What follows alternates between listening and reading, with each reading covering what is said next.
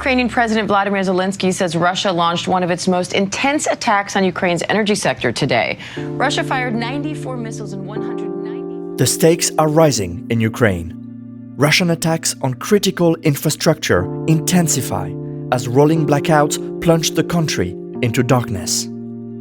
This as the Biden administration makes its final push to arm Kyiv before it leaves office, and President-elect Donald Trump signals a major shift in US policy, raising questions about the future of the conflict.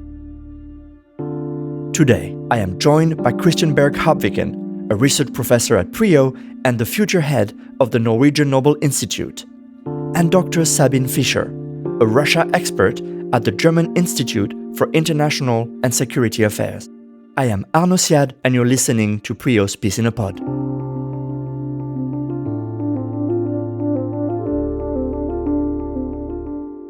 Sabine and Kristian, welcome to this episode. We are just few days away from the end of 2024. It seems that Russian forces continue to make tactical gains in Ukraine, according to the latest reports from the Institute for the Study of War. Before we dive into the specifics, how is it looking for Ukraine on the ground right now? I'll start with you, Kristian. Well, I think what we've seen for the past many months is a bit of a stalemate in Ukraine, a high-intensity stalemate with enormous consequences. But over the past few weeks, perhaps past couple of months, the winds have changed in Ukraine's disfavor. So there is a steady, although fairly microscopic, advance on the Russian side, and the Ukrainians are somewhat on the defensive. But perhaps that means more in political terms than it means right now in direct military terms. Sabine?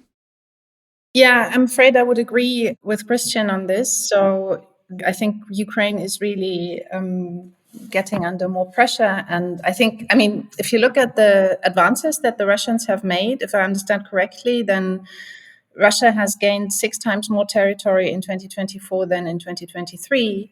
But still, and this is, I think, important to note as well, if Russia were to advance at this pace in 2025, it would take another 12 months to even occupy the whole territory of the Ukrainian regions, Luhansk and Donetsk. So the advance is still very, very slow. And this is why it's important to emphasize that it's really tactical gains, not strategic gains. But still, I think we have to understand that Ukraine is on the defensive. And also what is important here, I think, is that the international context of this war is changing very fast, especially after the US election at the beginning of November. So these developments really also accelerate the developments in the war. And I'll get to the US election in a minute, but it seems from various reports we're seeing all over the place that Russia is raising the stakes in Ukraine. It's conducting massive attacks on critical infrastructure for the country, notably on its energy grid. And Ukrainians are seeing emergency power outages across the country just as winter sets in. We've also seen on November 21st, Russia using what it claims was a new hypersonic missile. Sabine, is Moscow intensifying its pressure on Ukraine? Well, I think we have to look at the chronology. The use of this hypersonic ballistic missile, or Oreshkin, hazelnut tree, as the Russians call it, that came as a reaction of Ukrainians' use of American attack MS into Russian territory. And this Ukraine could do because it received approval from the US, from the Biden administration, to use these missiles, which was, again, a reaction to North Korean troops appearing in the theater of Russia's war against Ukraine. So it's really a chain reaction that happened between the middle of October and the middle of November. It is an escalation that indeed puts Ukraine under more pressure. But the fact that the Biden administration approved of the use of ATACMS to do long, deep strikes into Russian territories, of course, also increased the pressure on the Russian side. So really, it is a chain reaction that is very, very complex. And yes, I do think that Russia is trying to increase the pressure on Ukraine. And again, and I think this cannot be stressed enough, this has a lot to do with the change of the international context. And both parties to this war making themselves ready for what is now coming from the next US administration. So both parties in the war are trying to strengthen their own position on the battlefield for the situation that will now emerge probably when Trump enters office in January. Sabine, you did mention those US powerful long-range missiles that the Biden administration has now allowed the Ukrainians to use to strike deep into Russia. Can I ask you, how has Ukraine used those missiles in its military engagement, and has it had the outcome Ukraine expected? So the approval of the Biden administration was limited. So the Ukrainians are allowed to use these long-range missiles specifically to support the Ukrainian troops that have entered Russian territory at the end of the summer in the Kursk region and keep some of the the Russian Kursk region occupied.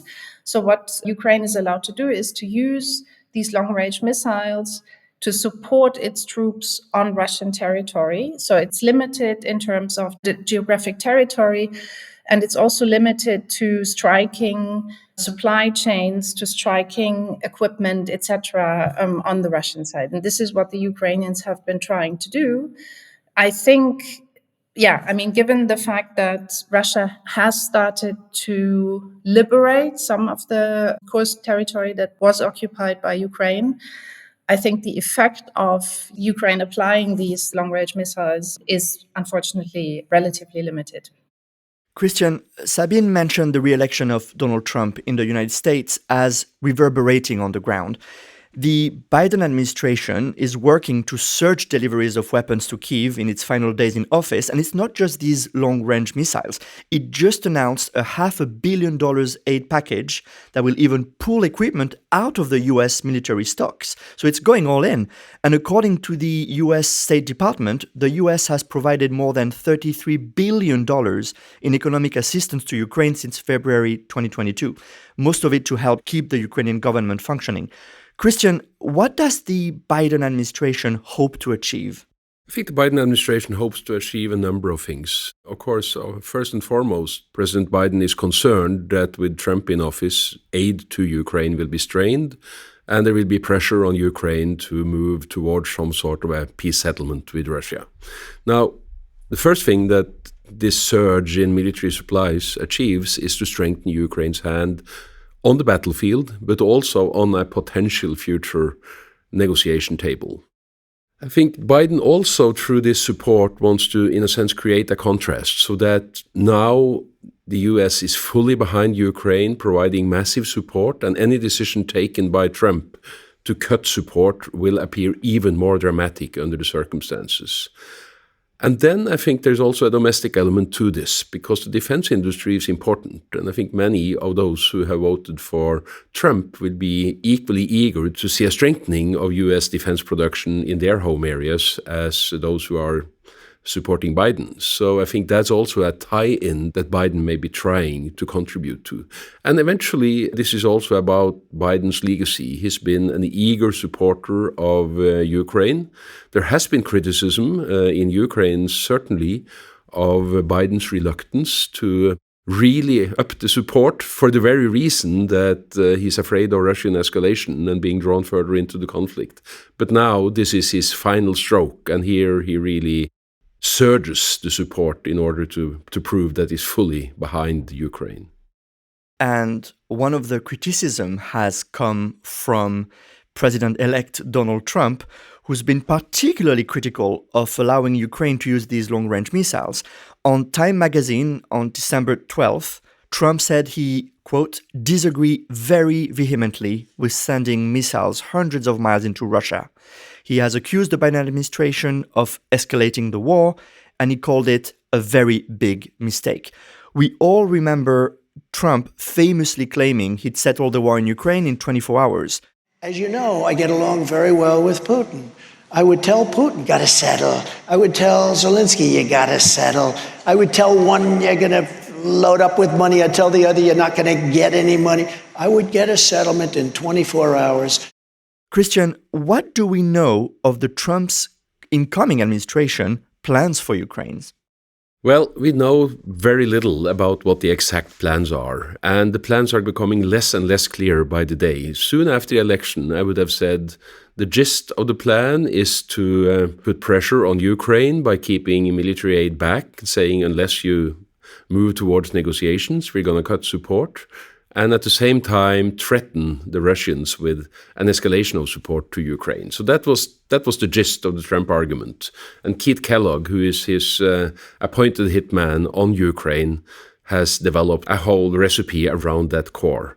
But now it seems less clear what Trump actually is thinking. And that may also be the outcome of the fact that Putin hasn't been all that welcoming of Trump's initiatives. The signals from Moscow have been mixed, I think, to some extent, to Trump's disappointment. So he may be about to realize that this nut will be much harder to crack than what he has promised to his voter during the campaign. And Sabine, following Trump's interview on Time magazine, the Kremlin praised President-elect Donald Trump on his stance with Ukraine.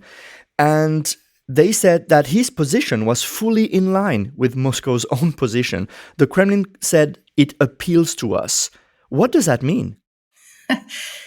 Well, I wouldn't give too much for that, because the Kremlin has been playing with, different messages that it has been sending to the president-elect and to the international audience about this election. I mean, if you remember, after the election, there was somehow a circumvent congratulation from Putin to President-elect Trump. A few days later, one of the Russian state-controlled TV channels broadcasted, doubtful nude pictures of Trump's wife during one of these propaganda shows. So very mixed signals. And indeed, as Kristian says, Putin has not given clear signals that he is actually ready to negotiate, let alone to compromise. So this approval of Trump's comments on the use of ATACMS on Russian territory, I would be very, very cautious to see this as a positive signal. I think it's part of the game. And I think the Kremlin is very confident at the moment that it is gradually winning the war. So I think the readiness to indeed negotiate is very low on the Russian side at the moment. And as things escalate on the ground, so does the chatter around what a potential diplomatic negotiation might look like. In late November, Zelensky suggested he was ready to negotiate. Here's what he said in an interview with Sky News. If we want to stop the hot stage of the war, we should take under NATO umbrella the territory of Ukraine that we have under our control. That's what we need to do fast. And then Ukraine can get back the other part of its territory diplomatically. Kristian, a year ago, in an op-ed you wrote for Aftenposten here in Norway and available in English on the PRIO blog, you asked, is the time ripe for peace diplomacy regarding Ukraine? So is it? Well, a year ago, my answer would have been more no than yes. And today, I'm even more skeptical.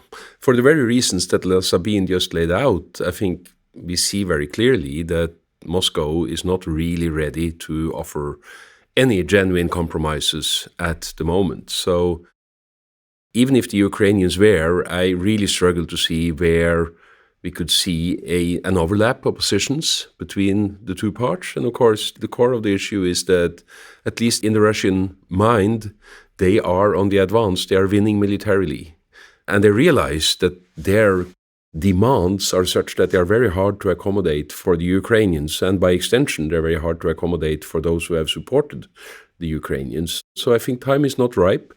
That doesn't mean we don't need to think about and prepare for, and the Ukrainians in particular, and they are certainly doing that. I think the quote you just gave us from Zelensky is illustrating the innovativeness on the Ukrainian side. They are, in some sense, quite desperate, but at the same time, very proactively looking for ways in which to get towards a solution where they have the security guarantees, because that will eventually end up being the core of what Ukraine is after, to have reliable security guarantees against Russian aggression. And the quote on NATO is an example of that. And Kristian, you just mentioned the demands from Moscow on Ukraine and its allies. And for our listeners, I want to remind them what those demands are. Putin demands that the West should lift sanctions against it, that Ukraine should renounce NATO membership, that it be demilitarized and formally neutral, that it denazify itself by jettisoning its leaders, starting with President Zelensky, and that it protects the rights of Russian speakers. Kristian, you say that these demands are non-starters for Ukraine and its allies, correct? Well, these demands either suppose that Ukraine is a fully subsidiary to Russian domination, or at least it is a state that abides by instructions from Moscow. And of course, that's exactly what Ukraine has been fighting for during the past now more than 10 years since the intervention in Crimea. So those are non-starters. It's very, very hard to see how Ukrainians can comply with that. And this is exactly also why the Ukrainians are so worried about a ceasefire, because they see a ceasefire as a type of temporary settlement that would open up to further Russian destabilization, knowing exactly that what you just cited are the demands and ultimately the objectives on the Russian side. And Sabine, what about those bits of Russian territory in the Kursk region seized by Ukraine last August? Are they of any bargaining value to the Ukrainians? Well, I think they are. I mean, of course, this was a very risky gamble that the Ukrainian leadership took. I think it had an immediate positive effect on the, if you like, mood in society and also in the armed forces at the end of August and also through September, because it basically signaled to Ukrainians that we don't have to be on defensive all the time. We can still take the initiative. We can still be on the offensive. But at the same time, of course, it was a high risk because the troops in Kursk, the Ukrainian troops in Kursk, are very exposed to this Russian counteroffensive now. So it is dangerous, but still, I think if Ukraine is forced to negotiate or will be forced to negotiate because the next US administration initiate some kind of process, then yes, the territories that it still keeps occupied in the Kursk region could become an important asset. I do think that this is the case. And Sabine, you mentioned earlier those North Korean troops deployed by Russia in this war. And I've seen conflicting reports on their numbers. They're ranging from 10,000 to 100,000. Can you tell us what you know of their significance? Where are they and what are they doing? So, I mean, I don't think that there are 100,000 North Korean troops in Russia. I think if this was the number, we would know also from intelligence. I think the number is considerably lower, but we don't know exactly how many North Korean troops are actually in Russia. As far as we know, where we see them in action is actually on Russian territory around the Kursk region. And from the reports that we have, for instance, from the Institute for the Study of War, their operations are actually not very successful. So they seem to suffer high casualties, and also the communication, and this was to be expected, in fact, the communication between the North Korean troops and the Russian armed forces seems to be very poor. There seems to have been friendly fire even. So a number of Chechen fighters seem to have died from friendly fire from North Korean troops. So this seems to be relatively chaotic, and it clearly doesn't change the big picture in this war. But of course, deployment of North Korean troops to Russia basically signals the deepening of the Russian-North Korean cooperation and alliance. And this is very problematic also at the international level, that this relationship is evolving in this direction. Right. And Kristian, what does it say about Russian military might that they have to call on North Korean troops to support them in this war? Well, I do think it tells a lot about the mobilization challenges that Putin is facing. And he's clearly been very careful with going to a full-scale mobilization, full-scale conscription. He doesn't want to do that. It would cost him dearly at home. There are already economic strains. The inflation is picking up. The price to the Russian society is already very, very high. And mobilization, this so far, he has considered to be one step too far. As we wrap this episode, and in light of what we just discussed, I'd like to ask both of you the following question. Is 2025 likely to see an end to the war in Ukraine, or at the very least a sort of ceasefire between the two countries? I'll start with you, Sabine.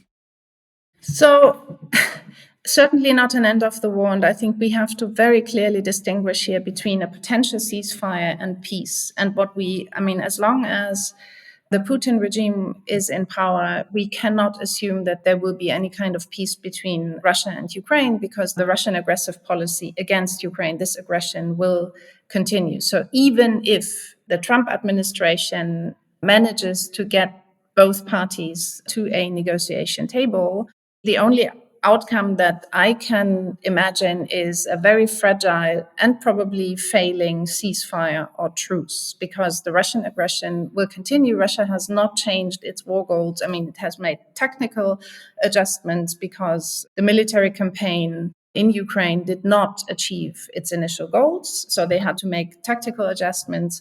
But in the end, they never changed their strategic goals. And we have to just keep in mind that the Russian strategic goals in this war are actually not about Ukraine. They are about the European and the international security order. So I think negotiations can happen, but my assumption would be that Putin may come to the table, but negotiate without actually negotiating. So to my mind, a failure of negotiations is very, very likely. The only outcome that we could see is a truce that may collapse. And so for European supporters for Ukraine, I think it is extremely important to be present in that process, to also stand up to the US administration and make very clear the European perspective of this war, and also European security interests, which align with Ukrainian security interests. And above all, support Ukraine and make sure that Ukraine comes through this process without losing its sovereignty and its stateness. So this is very, very important also from a European perspective, to make sure that Ukraine, the non-occupied parts of Ukraine, so to speak, can continue to exist. Kristian? I think I agree entirely with Sabine that a sustainable peace is the least likely outcome. I don't rule out that we will see a ceasefire with extensive US pressure. That could very well be an outcome of the changes in Washington. But I also want to draw attention to what I think is as likely an alternative, and that is an escalation. Because I think if we see a negotiation table with extensive outside pressure that doesn't deliver, I would not rule out that both Washington and other supporters of Ukraine would respond by getting drawn further into the war. In other words, to say it in popular terms, if Putin takes Trump for a ride, Trump may become irritated. And although he is principally very reluctant to get drawn into forever wars, he's also quite trigger happy if he gets irritated. So I'm worried about the prospects of escalation, and I think the worst escalation scenario is one in which the Europeans get further drawn into the war. And by that, I mean not only by escalating support, but perhaps also by troops on the ground, for example, in order to contribute to some sort of monitoring of a ceasefire, whereas the Americans keep at a distance. I think that is a kind of a worst-case scenario, and I don't think that is unlikely. And I realize we're moving towards an end, so I'm sorry to end on such a discouraging note, but that's my main worry. Kristian, Sabine, thank you very much. This episode was produced by Arnaud Siad and edited by Brage Pedersen, with sounds from ABC News, Sky News, and Fox News. Find out more about PRIO's cutting-edge research, our policy briefs, events podcast, and blog on PRIO.org.